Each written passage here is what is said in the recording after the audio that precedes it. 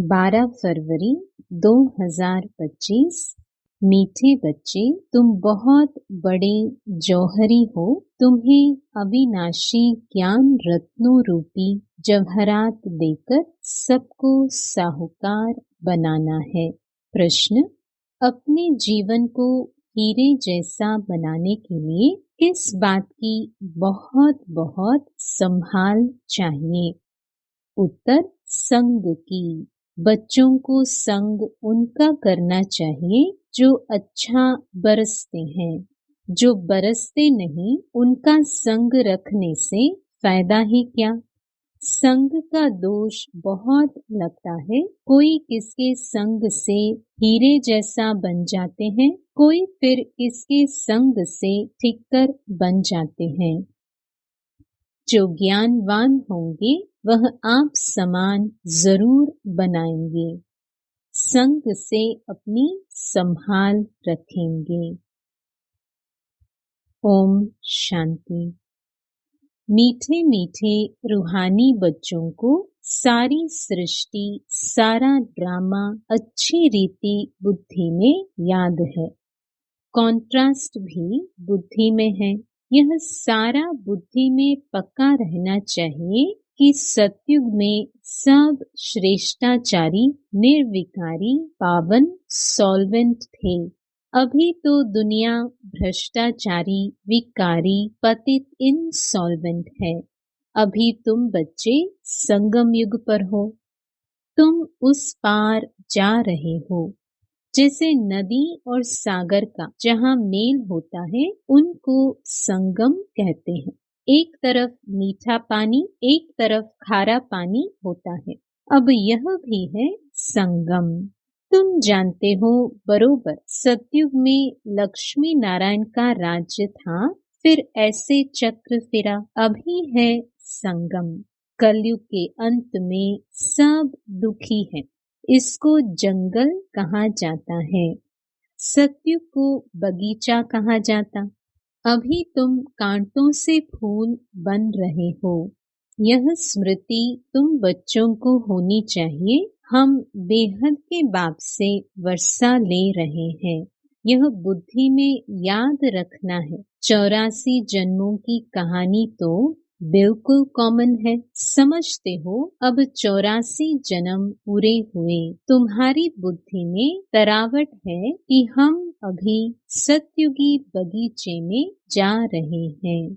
अब हमारा जन्म इस मृत्यु लोक में नहीं होगा। हमारा जन्म होगा अमर लोक में। शिव बाबा को अमरनाथ भी कहते हैं। वह हमको अमर कहानी सुना रहे हैं।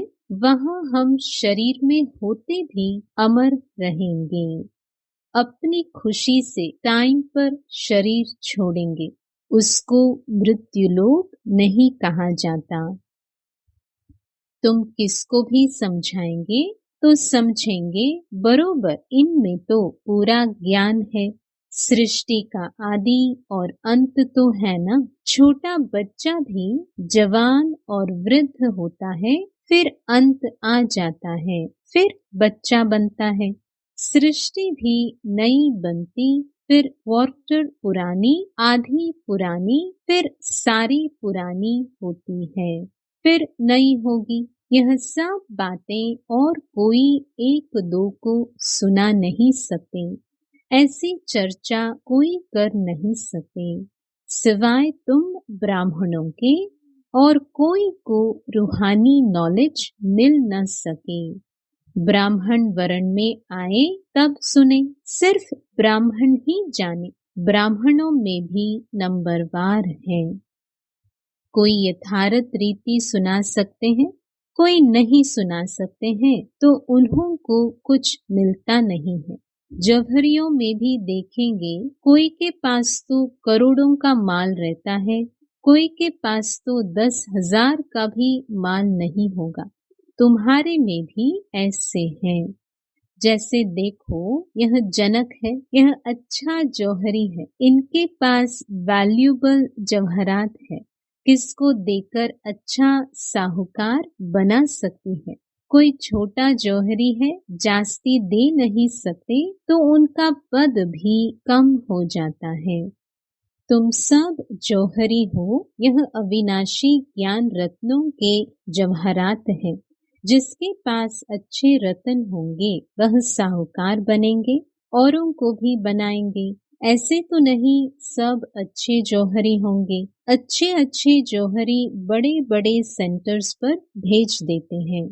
बड़े आदमियों को अच्छी जवाहरात दी जाती है। बड़े बड़े दुकानों पर एक्सपर्ट्स रहते हैं। बाबा को भी कहा जाता है सौदागर रत्नागर। रत्नों का सौदा करते हैं। फिर जादूगर भी है, क्योंकि उनके पास ही दिव्य दृष्टि की चाबी है। कोई नौधा भक्ति करते हैं तो उनको साक्षात्कार हो जाता है। यहाँ वह बात नहीं है। यहाँ तो अनायास घर बैठे भी बहुतों को साक्षात्कार होता है। दिन प्रतिदिन सहज होता जाएगा। कईयों को ब्रह्मा का और श्री कृष्ण का भी साक्षात्कार होता है। उनको कहते हैं ब्रह्मा के पास जाओ, जाकर उनके पास प्रिंस बनने की पढ़ाई पढ़ो।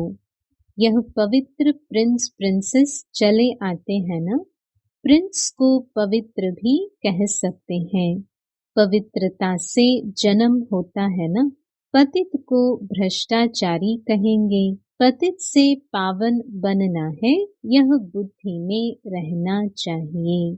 जो किसको समझा भी सको। मनुष्य समझते हैं यह तो बड़े सेंसिबल है। बोलो हमारे पास कोई शास्त्रों आदि की नॉलेज नहीं है। यह है रूहानी नॉलेज, जो रूहानी बाप समझाते हैं। यह है त्रिमूर्ति ब्रह्मा विष्णु शंकर। यह भी रचना है। रचेता एक बाप है, वह होते हैं हद के क्रिएटर। यह है बेहद का बाप, बेहद का क्रिएटर। बाप बैठकर पढ़ाते हैं, मेहनत करनी होती है। बाप गुल गुल फूल बनाते हैं। तुम हो ईश्वरीय कुल के, तुमको बाप पवित्र बनाते हैं। फिर अगर अपवित्र बनते हैं तो कुल कलंकित बनते हैं। बाप तो जानते हैं ना। फिर धर्मराज द्वारा बहुत सजा दिलाएंगे। बाप के साथ धर्मराज भी है। धर्मराज की ड्यूटी भी अभी पूरी होती है। सतयुग में तो होगी ही नहीं। फिर शुरू होती है द्वापर से। बाप बैठ करम अकरम विकरम की गति समझाते हैं। कहते हैं ना, इसने आगे जन्म में ऐसे कर्म किए हैं जिसकी यह भोगना है।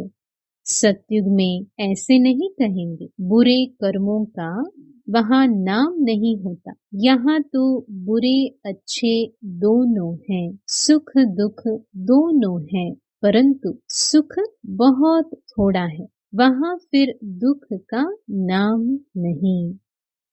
सतयुग में दुख कहाँ से आया? तुम बाप से नई दुनिया का वर्षा लेते हो। बाप है ही दुख हरता सुख करता। दुख कब से शुरू होता है यह भी तुम जानते हो। शास्त्रों में तो कल्प की आयु ही लंबी चौड़ी लिख दी है। अभी तुम जानते हो आधा कल्प के लिए हमारे दुख हर जाएंगे और हम सुख पाएंगे। यह सृष्टि का चक्र कैसे फिरता है इस पर समझाना बड़ा सहज है। यह सब बातें तुम्हारे सिवाय और कोई की बुद्धि में हो न सके। लाखों वर्ष कह देने से सब बातें बुद्धि से निकल जाती हैं।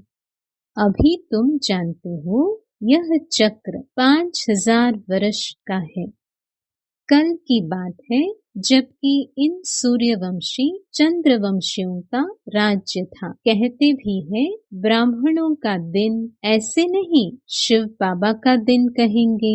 ब्राह्मणों का दिन फिर ब्राह्मणों की रात। ब्राह्मण फिर भक्ति मार्ग में भी चले आते हैं। अभी है संगम, ना दिन है ना रात है। तुम जानते हो हम ब्राह्मण फिर देवता बनेंगे, फिर त्रेता में क्षत्रिय बनेंगे।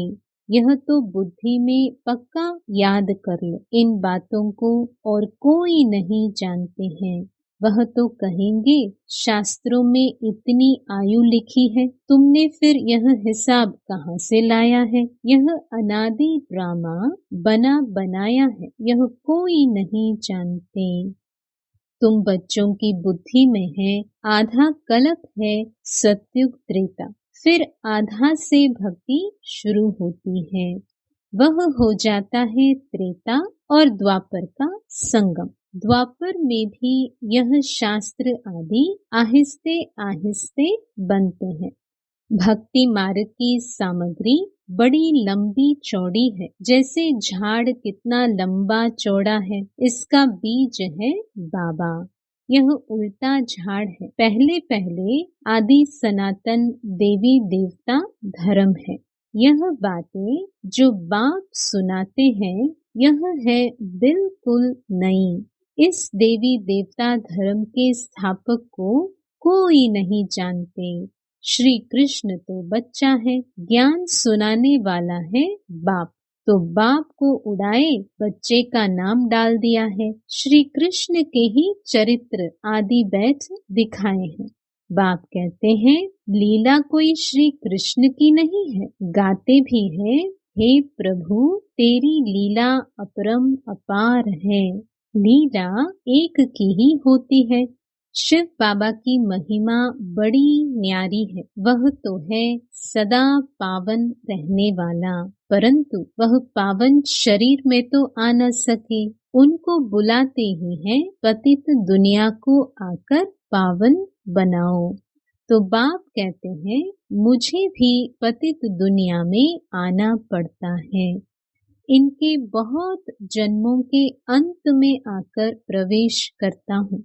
तो बाप कहते हैं मुख्य बात अलग को याद करो, बाकी यह सारी है रेजगारी। वह सब तो धारण कर न सके, जो धारण कर सकते हैं उन्हों को समझाता हूँ। बाकी तो कह देता हूँ मन मना भव। नंबरवार बुद्धि तो होती है ना। बादल कोई तो खूब बरसते हैं, कोई थोड़ा बरस कर चले जाते हैं। तुम भी बादल हो ना, कोई तो बिल्कुल बरसते ही नहीं है। ज्ञान को खींचने की ताकत नहीं है। मम्मा बाबा अच्छे बादल है ना। बच्चों को संग उनका करना चाहिए जो अच्छा बरसते हैं। जो बरसते ही नहीं, उनसे संग रखने से क्या होगा? संग का दोष भी बहुत लगता है। कोई तो किसके संग से हीरे जैसा बन जाते हैं, कोई फिर किसके संग से ठिक्कर बन जाते हैं। पीठ पकड़नी चाहिए अच्छे की। जो ज्ञानवान होगा वह आप समान फूल बनाएगा। सत बाप से जो ज्ञानवान और योगी बने हैं उनका संग करना चाहिए। ऐसे नहीं समझना है कि हम फलाने का पूंछ पकड़कर पार हो जाएंगे। ऐसे बहुत कहते हैं, परंतु यहाँ तो वह बात नहीं है। स्टूडेंट किसकी पूंछ पकड़ने से पास हो जाएंगे क्या? पढ़ना पड़े ना। बाप भी आकर नॉलेज देते हैं। इस समय वह जानते हैं हमको ज्ञान देना है। भक्ति मार्ग में उनकी बुद्धि में यह बातें नहीं रहती कि हमको जाकर ज्ञान देना है। यह सब ड्रामा में नूंद है। बाबा कुछ करते नहीं है। ड्रामा में दिव्य दृष्टि मिलने का पाठ है तो साक्षात्कार हो जाता है। बाप कहते हैं ऐसे नहीं कि मैं बैठ साक्षात्कार कराता हूँ। यह ड्रामा में नूंद है। अगर कोई देवी का साक्षात्कार करना चाहते हैं, देवी तो नहीं कराएगी ना। कहते हैं हे भगवान हमको साक्षात्कार कराओ। बाप कहते हैं ड्रामा में नूंद होगी तो हो जाएगा। मैं भी ड्रामा में बांधा हुआ हूँ। बाबा कहते हैं, मैं इस सृष्टि में आया हुआ हूँ। इनके मुख से मैं बोल रहा हूँ। इनकी आंखों से तुमको देख रहा हूँ। अगर यह शरीर न हो तो देख कैसे सकूंगा? पतित दुनिया में ही मुझे आना पड़ता है। स्वर्ग में तो मुझे बुलाते ही नहीं है। मुझे बुलाते ही संगम पर है। जब संगम युग पर आकर शरीर लेता हूँ तब ही देखता हूँ। निराकार रूप में तो कुछ देख नहीं सकता हूँ। ऑर्गन्स बिगर आत्मा कुछ भी कर न सके। बाबा कहते हैं, मैं देख कैसे सकता, चुरपुर कैसे कर सकता बिगर शरीर के? यह तो अंधश्रद्धा है जो कहते हैं ईश्वर सब कुछ देखता है, सब कुछ वह करते हैं। देखेगा फिर कैसे? जब ऑर्गन्स मिले तब देखे ना। बाप कहते हैं, अच्छा व बुरा काम ड्रामा अनुसार हर एक करते हैं। नूंद है। मैं थोड़ी इतने करोड़ों मनुष्यों का बैठ हिसाब रखूंगा। मुझे शरीर है तब सब कुछ करता हूँ। करण करावनहार भी तब कहते हैं, नहीं तो कह न सके। मैं जब इसमें आऊं तब आकर पावन बनाऊं। ऊपर में आत्मा क्या करेगी? शरीर से ही पाठ बजाएगी ना। मैं भी यहाँ आकर पाठ बजाता हूँ। सतयुग में मेरा पाठ है नहीं। पाठ बिगर कोई कुछ कर न सके। शरीर बिगर आत्मा कुछ कर नहीं सकती। आत्मा को बुलाया जाता है, वह भी शरीर में आकर बोलेगी ना। ऑर्गन्स बिगर कुछ कर न सके। यह है डिटेल की समझानी। मुख्य बात तो कहा जाता है, बाप और वर्षे को याद करो। बेहद का बाप इतना बड़ा है, उनसे वर्षा कब मिलता होगा यह कोई जानते नहीं। कहते हैं, आकर दुख हरो सुख दो, परंतु कब यह किसको पता नहीं है। तुम बच्चे अभी नई बातें सुन रहे हो। तुम जानते हो हम अमर बन रहे हैं, अमर लोक में जा रहे हैं। तुम अमर लोक में कितना बार गए हो? अनेक बार। इसका कभी अंत नहीं होता। बहुत कहते हैं, क्या मोक्ष नहीं मिल सकता? बोलो नहीं। यह अनादि अविनाशी ड्रामा है। यह कभी विनाश नहीं हो सकता है।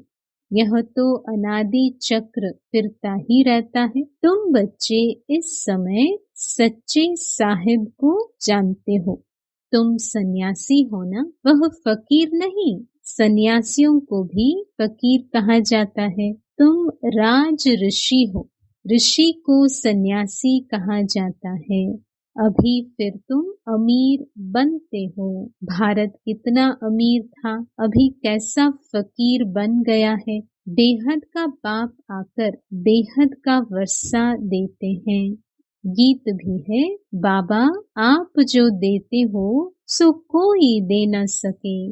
आप हमको विश्व का मालिक बनाते हो, जिसको कोई लूट न सके। ऐसे ऐसे गीत बनाने वाले अर्थ नहीं सोचते। तुम जानते हो वहाँ पार्टीशन आदि कुछ नहीं होगी। यहाँ तो कितनी पार्टीशन है। वहाँ आकाश धरती सारी तुम्हारी रहती है। तो इतनी खुशी बच्चों को रहनी चाहिए ना। हमेशा समझो शिव बाबा सुनाते हैं, क्योंकि वह कभी हॉलिडे नहीं लेते, कभी बीमार नहीं होते। याद शिव बाबा की ही रहनी चाहिए। इनको कहा जाता है निरअहंकारी।